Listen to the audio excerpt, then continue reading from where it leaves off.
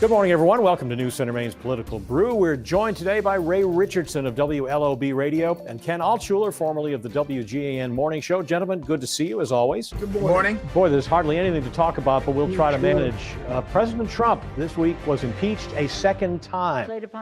There will be no trial until after Joe Biden is sworn in and Trump is already out of office. Ken, what's the impact of this impeachment? Minimal. I mean, I understand the gesture, and I think it is a symbolic gesture, and I think that the House and the Senate, for that matter, should be sending a message to Donald Trump that this behavior is unacceptable. The problem is he's not going to get convicted. You need 17 Republicans to flip. Even with the new Senate, that's not going to happen. So once again, we're doing an impeachment that is somewhat hollow. It's a hollow victory. I would have much preferred a sanctioning or a censoring or something like that. The only goal is to prevent him from running again in 2024. But if he's not going to get convicted anyway, that's not going to happen. So I think it just riles up his base, which is riled up already. I'm not sure what the ultimate goal of that was. And Ray? I think this is what happens when Congress rushes to make a decision without fully considering things. Ken's absolutely right. It's a very partisan decision. I realize a few Republicans joined them, but Donald Trump, and I said this in 1998, I think it was with Bill Clinton, if you impeach him and you fail to convict him, he will be stronger. Whether I'm not one of these people who believes that Trump incited the violence, and we can talk about that later, but put that aside. But if you are one of those people who believe that and you believe that he should be admonished in some way, they should have censured him. I think he would have gotten broad Republican support for that. And Angie Jackson went to his grave hating the members of Congress that censured him because he felt it was such a stain on his life. And Ray, Joe Biden can't be very happy about this. Well, no, of course. I mean, Joe Biden, he's about to have his first 100 days. He ran for office for the reasons that he ran. I'm sure he wants to get those enacted because they have complete control of Congress, depending on what Joe Manchin does. He's got a good shot at getting a lot of his agenda through. He just announced his economic plan to get the nation's economy to recover over the coronavirus, a $1.9 trillion plan. He's got a lot of explaining to do with that. This is a huge distraction from him. Frankly, I was surprised, Joe Biden being an old war horse from the Senate, 36 years there, he didn't say, guys, this is not a good idea. We'll be trying him after he's out of office.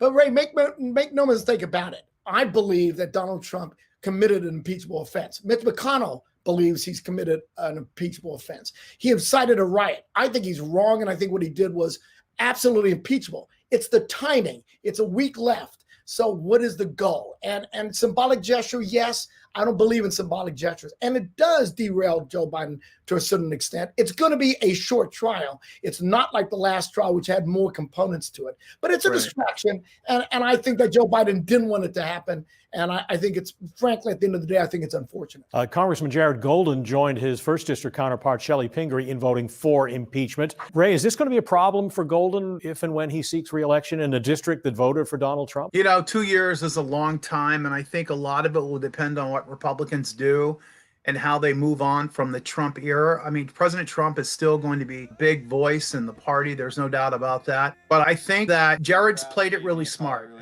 I said this during the campaign. I believe he ran a really smart campaign for re-election. If you didn't know his voting record in the legislature, you would have no idea that Jared Golden was the guy that was running, because he really laid himself out as a common sense American veteran, American patriot, and that he was just working for the people, just like he works for his wife when he's in the kitchen doing the dishes. Yeah. What do you think, Ken? It's not as fun, but I have to agree with Ray. Look, he voted for impeachment the first time around. He won the election. 2 years is a long time. And even the strong Trump supporters in the second district are not going to remember 2 years from now whether or not he voted for impeachment. This will pass. It was the right thing to do. It was a smart thing to do. It's not going to affect him at all. Senator Angus King made it clear that he supported the impeachment, calling President Trump a danger to the republic. Senator Susan Collins will not say, citing her role as a juror and judge in a Senate trial. Ken, what do you think she will do in that trial? This is a great question.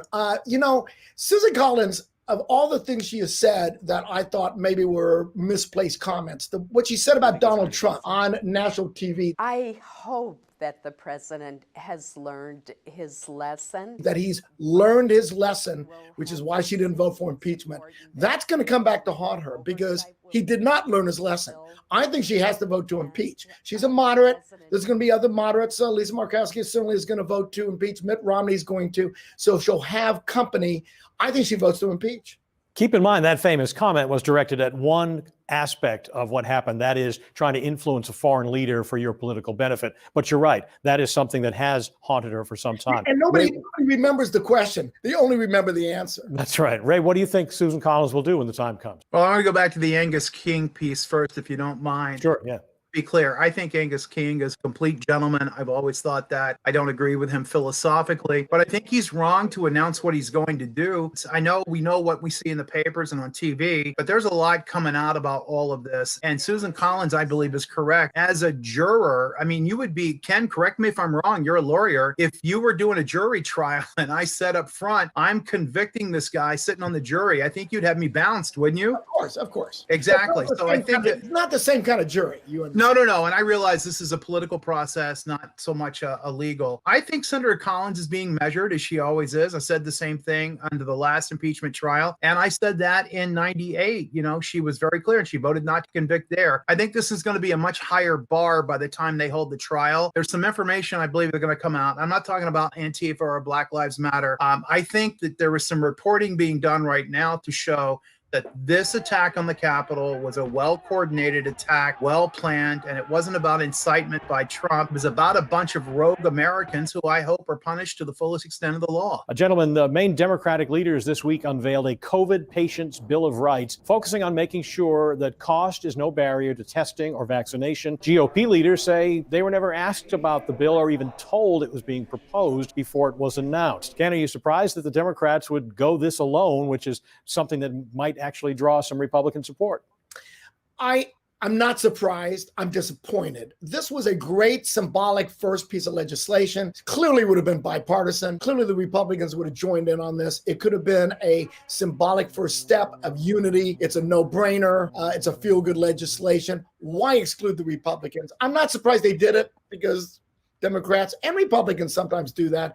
I think it's unfortunate. I think it's a mistake. Well, I agree with Ken. I think I heard from some of my Republican friends that serve in the legislature. Ken's right. Some of them probably would have signed on to this. When you get into the details of this bill, though, there's a lot of craziness with it. One of which is you can prescribe and dispense any drug for a 6-month period. Just with the opiate crisis that we face in this state and all the concerns around that, it seems to me that they didn't talk to people. And I'll use my friend Joe Bruno, who's a frequent guest on your program. The guy has 42 years of experience. He was 10 years the president of the Board of Pharmacy in the state. To talk to him about some of the ways to work on those issues, it just seems they put this together because Ken's right. It is a feel good, but a lot of the stuff is already there. You know, you don't have to pay for the vaccine. You don't have to pay for a lot of this stuff. So it's more of a symbolic gesture that wasn't well thought out in my mind. Let's move back to Washington for a moment and take a look at the fact that President Trump has been banned or temporarily suspended from a number of social media platforms. Ray, what do you think is the impact of that move? Well, I disagree with a lot of people on my side who've gone just completely crazy. These are private businesses. They have terms and conditions. And if they feel that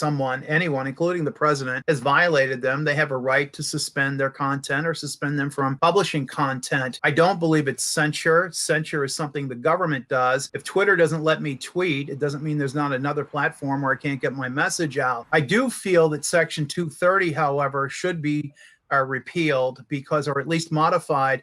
It gives an almost blanket immunity, not a blanket, but almost blanket immunity to these big tech companies. And they've in effect become publishers because they're not applying their standards equally. And I've used this example all week. The Ayatollah can post on Twitter, but Donald Trump can't. It just seems absurd to me. Ken? Well, first, let me say I don't disagree with Ray. So another disappointment. That being said, the key word in your question, Pat, was impact. It has a huge impact on Donald Trump. That was his platform. And I'm not going to suggest he can't find a way around it. He's tried to. But this was his bully pulpit. And taking that away from him is good in many ways and bad in many ways. I agree with Ray. I don't like to suppress speech. It is certainly private companies. They can do it. But I think you need to hold it up to the light of day. I want people to see what Donald Trump says. I don't believe in suppressing that. The problem is he has a huge base. They believe everything his word, he says is God's word. That's dangerous, but it's still America. And you've got to trust Americans to be able to sift through what's right and what's wrong. So I think it's a mistake. It's their right to do. I wouldn't have done it. Yeah, and I agree. And I think one of the things this has exposed, there's this large myth in politics that Republicans have all the money and they put all the money into politics. But the truth is, we saw in this last election, I believe Betsy Sweet a couple of weeks ago mentioned $14 billion, and the Democrats well out fundraised the Republicans. Big tech folks are Democrats. That's where their money goes in political donations. So what needs to happen is for big moneyed Republicans, big moneyed conservatives to finally step up to the plate and provide alternative forums like Twitter, like Facebook, like whatever. And they just simply haven't been doing it. There's a business opportunity for you, Ray. It certainly is. If I was a big moneyed back to Augusta Republican. for a minute. There's an interesting bill being proposed. Maine requires candidates to have their full legal names on ballots. Billy Bob Falkingham of Winter Harbor is submitting a bill to allow nicknames like his to appear alongside legal names, William Robert in his case. Governor Mills vetoed a similar bill last year, claiming that a ballot could become an electioneering stunt. For example, someone calling themselves the greatest or the people's hero. Should candidates be allowed to use the name that they are actually known by, Ray? It's a complicated situation, and I don't, believe it or not, disagree with Governor Mills. I think she cited the people's hero. I don't know if you remember that candidate from a number of years ago. If that had been his moniker on the ballot, that would have been a farce. I'll give you a good example. My son Connor, he actually has 5 names: Thomas, Wesley, Connor, Nixon, Richardson. But he goes by Connor. If he were on the ballot, and he may be someday, he would go by Thomas, and no one knows him by that name. So I think that maybe you could do it with some very strict guidelines. But Governor Mills was correct on this one. Just allowing nicknames across the board is a dangerous thing. What do you think, Ray? I mean, Ken. Finally, I disagree. Whatever with your Ray. name is, I don't even know your real name. Ironically, I disagree with Ray, and I disagree with the governor. I don't really care what you put on the ballot. You want to be Bozo the Clown, and you think you can get elected? All power to you. I think if you do it for fraudulent reasons, for example, if I put Barack Obama, I run under Barack Obama, that's obviously fraudulent. But I think if it's a name you use and you want to be the greatest hero or whatever, if people want to vote for you because of that, that's what America's all about. So I think you put whatever name you want. If it's not for fraudulent purposes, more power to you. And it's interesting, as you all know, Shelley Pingree legally changed her name from Rochelle to Shelley because that's what people know her as, and that's what she wanted on the ballot. Yeah. All right, well, and if you think about it, it makes sense.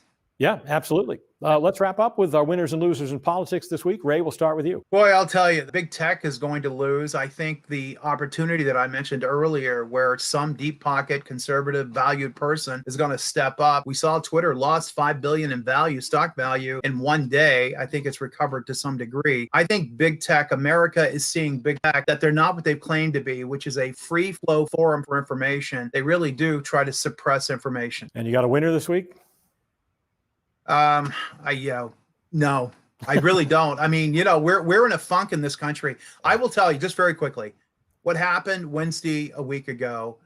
I never suffered a broken heart before. I don't know what it feels like, but if that's what it feels like, I don't ever want that to happen again. That was one of the most disgraceful, disgusting displays I've ever seen in my life. And I just pray to God this never happens in America again. Amen to that. And Ken? Well, the loser is clearly Donald Trump, and I've sang that song before, and I thought I'd never have to do it again. What happened last Wednesday, as Ray and you both described, was despicable behavior, and I believe Donald Trump cultivated that before the election by saying if he loses, it's a fraudulent election, perpetuating that myth and inciting a riot. He's responsible. He's the loser. The winner is Joe Biden. I think Joe Biden has done a very good job keeping above the fray. And Ray, you mentioned maybe he should have told his friends in Senate or the House, let's not do an impeachment, but he's kept above it. He actually didn't want it to happen. He's focused on his first 100 days. Good for him. He's the winner. All right, gentlemen, thanks so much for being with us. Thank you for watching. News Center Maine is back after this.